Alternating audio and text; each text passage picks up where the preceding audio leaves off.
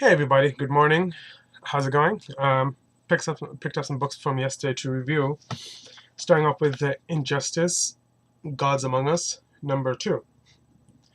And this issue 2 was awesome. Superman thought that thanks to the Joker that he was taking Doomsday in space, and instead he found out that it was Lois Lane that he took in space and killed.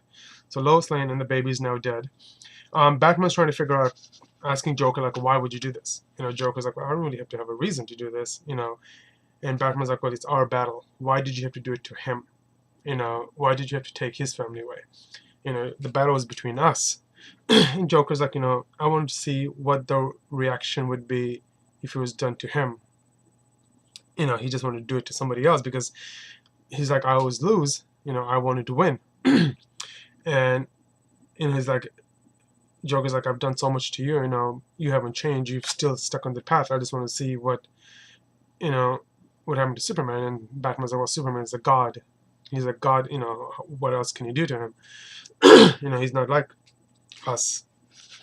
And then, of course, he's now on Earth. And, whatchamacallit, Wonder Woman meets up with Superman, and Superman is pretty much just like, he's blaming himself, but Wonder Woman's like, no, it was Joker who did it. No, it's not your fault. And so, right here, as he's floating in the air, this, hands Lois Lane to Wonder Woman, and Superman then, of course, takes off. He gets in the way of a Green Lantern, and Green Lantern's like, you know what? You're not in the right mind. Kind of calm down before you do something you're gonna regret. So Green Lantern tries to stop him and puts him in the ball, and Superman is so pissed. He pretty much just broke the ball and got out, and he went so fast by Green Lantern that he took his ring off his finger, and later on destroyed it. It seems like, yeah. So he's now directly headed to the Joker. So Batman and Joker are talking in prison, and Superman is pretty freaking cool. Superman goes in, grabs the Joker, and puts his hands right across his chest, inside his body, right through his body. And then you see Harley Quinn trying to steal a car and trying to get away, so Superman doesn't come after her next. So the Green Arrow decides to capture Harley Quinn and take her to the Arrow Cave that he called it. And this is where Superman can't see or anything like that inside the cave to see what's in there. So Arrow is trying to now protect Harley Quinn from Superman. And Superman is now just sitting in his solitude, seems like, just thinking about and just listening to all the news and everything that's going on. And there's a war going on in the country. The city of Garade Belia. And he just takes off and just goes and starts to stop the war from people being harmed and killed. And his next, so he goes to the president of the country, or the city, or the country, grabs the president and takes him, and he wants to become the judge now. And his promises to himself that, and to everybody else, that nobody will ever be harmed again. After Lois and the baby died, he pretty much now seems like wants to become the ruler of the world, so nobody will ever be hurt again. This will stop, the war and everything will stop. So Wonder Woman was like, you know what, you should go clean up, shave and everything, so if you're gonna address the world, you need to look prepped up. So Superman takes off and pretty much says that he's gonna address the United Nations, and which he does, and that he warns pretty much everybody that whatever war, everything that's going on, it will stop now. If not, it will be consequences, and he will be forced to stop whatever is going on. And then it ends. So again, Superman, the DC universe, from the old DC to the new DC, Superman to me is a god of DC. He's the god of the world. You know, the guy. I mean, you take his most powerful position away, which is Lois Lane, he'll be unstoppable. I mean, the anger that's going to come out of this character will be just unstoppable. The wrath of Superman. I mean, it's crazy. But of course, this story takes over before the game started, and I'm really excited to buy the game when the game does come out, and I can't wait for issue number 3. I'm loving this series. Next one is Guardians of the Galaxy .1. Now, I did a separate video for this because I really enjoyed this series, and it's based, of course, there's a guy comes from another planet, called Spartax, lands on Earth, like in a farm area, meets a girl, falls in love, builds this ship, and then takes off. Girl finds out that she's pregnant. 2 years later, the child is born, which is Peter. Peter Quill.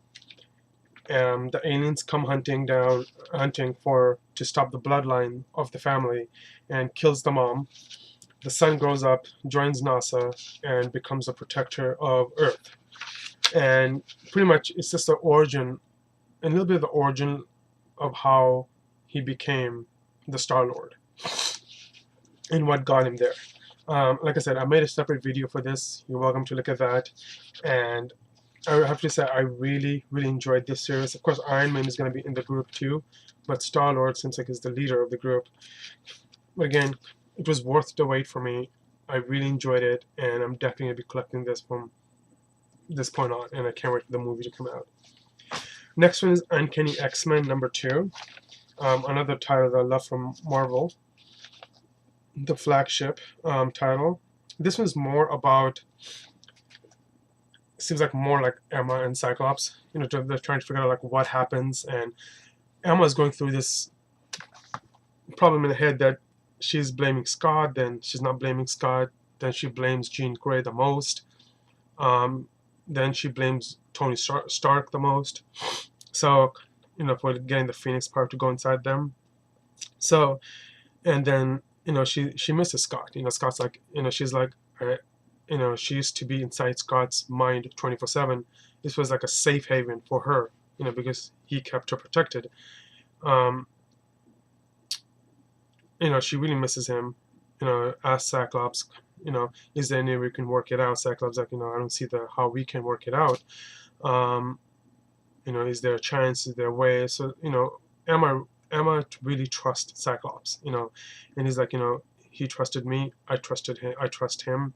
He would never defy me. He never had, not even a thought ever came in his mind. So it seems like she really misses him and wants to work everything out. Then you have the kids now, you know, so pretty much Cyclops, Emma, Magneto, and the other girl, Elena, if I'm saying this right, but they're now introducing the Fortress, you know, the new school of Xavier Higher Learning, which is in Canada, Wolverine's old Weapon X Fortress. So they're pretty much just talking about the Fortress and the powers that they have, all the kids.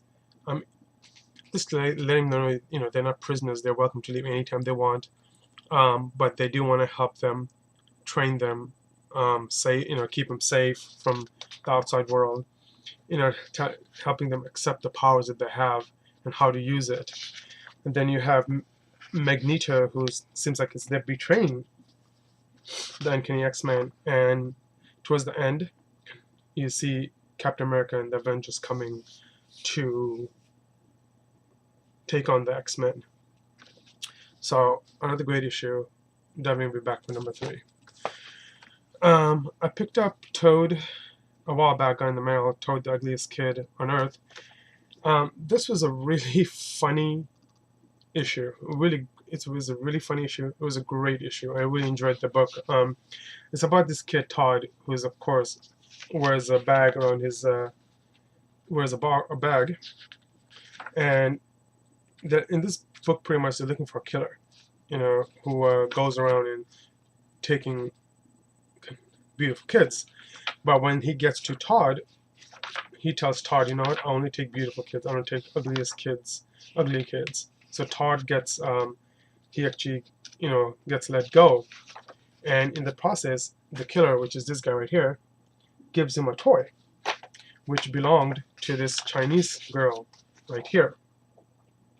So when he gives him the toy, he pretty much killed the kid, and he keeps the head actually